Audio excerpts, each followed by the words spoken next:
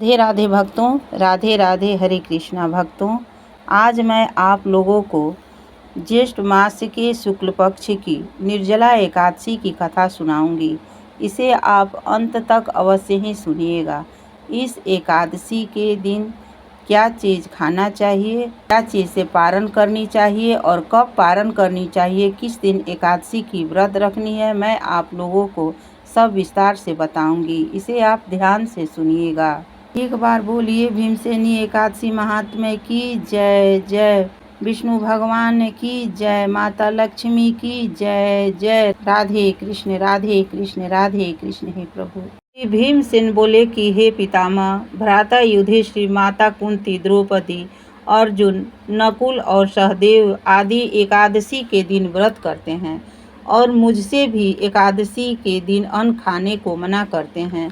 मैं उनसे कहता हूँ कि भाई, मैं भक्ति पूर्वक भगवान की पूजा कर सकता हूँ और दान दे सकता हूँ, परंतु मैं एकादशी के दिन भूखा नहीं रह सकता हूँ। इस पर व्यास जी बोले कि हे भीमसेन, यदि तुम नरक को बुरा और स्वर्ग को अच्छा समझते हो तो प्रत्येक मास की दोनों एकादशियों को अन्न न खाया करो।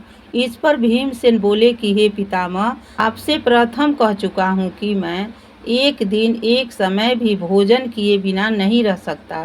फिर मेरे लिए पूरे दिन का उपवास करना तो कठिन है।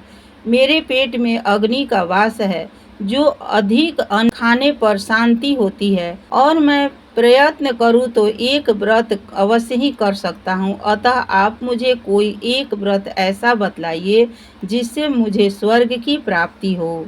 श्री व्यास जी बोले कि हे वायुपुत्र, बड़े बड़े ऋषि और महर्षियों ने बहुत से शास्त्र आदि बनाए हैं। यदि कलयुग में मनुष्य उनका आचरण करे तो अवश्य ही मुक्ति को प्राप्त होता है। उनमें से जो पुराणों का सार है उसे कहता हूँ कि मनुष्यों को दोनों पक्षों को एकादशियों का व्रत करना चाहिए।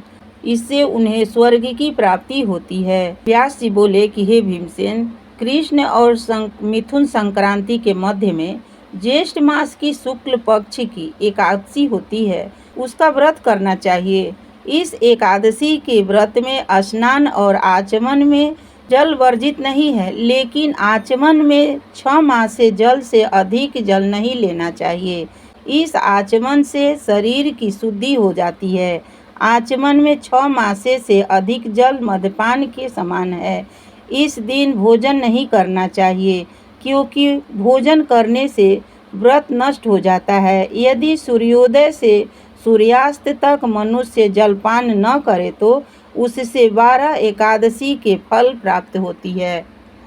द्वादशी के दिन सूर्योदय से पहले ही उठना चाहिए। उसके पश्चात भूखे ब्राह्मणों को भोजन कराना चाहिए। तत्पश्चात स्वयं भोजन करना चाहिए। इसका फल 1 वर्ष संपूर्ण एकादशियों के फल के बराबर है। हे भीमसेन, स्वयं भगवान ने मुझसे कहा था कि इस एकादशी का पुण्य समस्त तीर्थों और दानों के बराबर है। एक दिन निर्जला रहने से मनुष्य पापों से मुक्त हो जाता है। जो मनुष्य निर्जला एकादशी का व्रत करते हैं उनको मृत्यु के समान भयानक यमदूत नहीं दिखते हैं। उस समय भगवान विष्णु के दूत स्वर्ग से आते हैं और उनको पुस्तक विमान पर बैठाकर स्वयं को ले जाते हैं। अतः संसार में सबसे श्रेष्ठ निर्जला एकादशी का व्रत है। यह यत्न पूर्वक इस एकादशी का व्रत करना चाहिए। उस दिन ओम नमो भगवते वासुदेवाय मंत्र का उच्चारण करना चाहिए। उस दिन गोदान करना चाहिए। तब व्यास जी के ऐसे वचन सुनकर उन्होंने निर्जला व्रत किया। इस एकादशी को भीमसेन या पांडव एकादशी भी कहते हैं। निर्जल व्रत करने से पहले भगवान की पूजा करनी चाहिए। इस एकादशी को भीमसेन या पांडव एकादशी भी कहते हैं। निर्जल व्रत करने से पहले भगवान की पूजा करनी चाहिए और उनसे विनय करनी चाहिए कि हे भगवान, आज मैं निर्जला व्रत करता हूँ या करती हूँ। इसके दूसरे दिन भोजन करूँगा या करूँगी।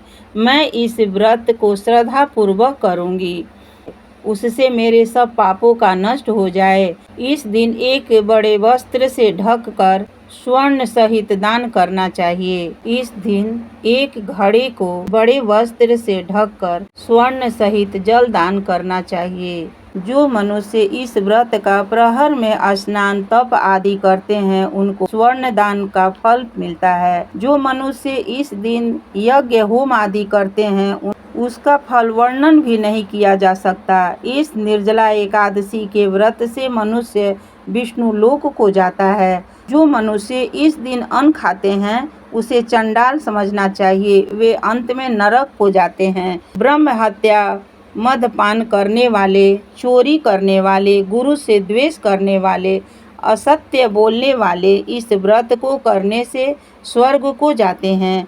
हे कुंती, जो पुरुष या स्त्री इस व्रत को श्रद्धा पूर्वक करते हैं उनके निम्नलिखित कर्तव्य हैं। उन्हें सर्वप्रथम विष्णु भगवान की पूजा करनी चाहिए, तत्पश्चात गोदान करना चाहिए। उस दिन ब्राह्मणों को दक्षिणा, मिष्ठान आदि देना चाहिए। निर्जला के दिन अन्न, वस्त्र, छत्र, उपाहन आदि का दान करना चाहिए। जो मनुष्य इस कथा को प्रेम पूर्वक सुनते हैं व पढ़ते हैं उनको स्वर्ग की प्राप्ति होती है। उनकी सभी पाप दूर हो जाती है, सभी मनोकामना पूर्ण होती है, धन धान की प्राप्ति होती है, लक्ष्मी की प्राप्ति होती है। इसलिए मूर्खता त्याग कर इस निर्जला एकादशी का व्रत अवश्य ही सभी को करना चाहिए। अब आप सुनिए किस दिन व्रत करनी है और किस दिन पारण करनी है, कब पारण करनी है, क्या चीज से पारण करनी है। इस एकादशी का व्रत सभी को 6 जून शुक्रवार को करनी है और पारण 7 जून शनिवार को करनी है। प्रातः 6 बजे के बाद दिन भर पारण है। तिल से पारण करनी है। राधे राधे, हरे कृष्णा। धन्यवाद।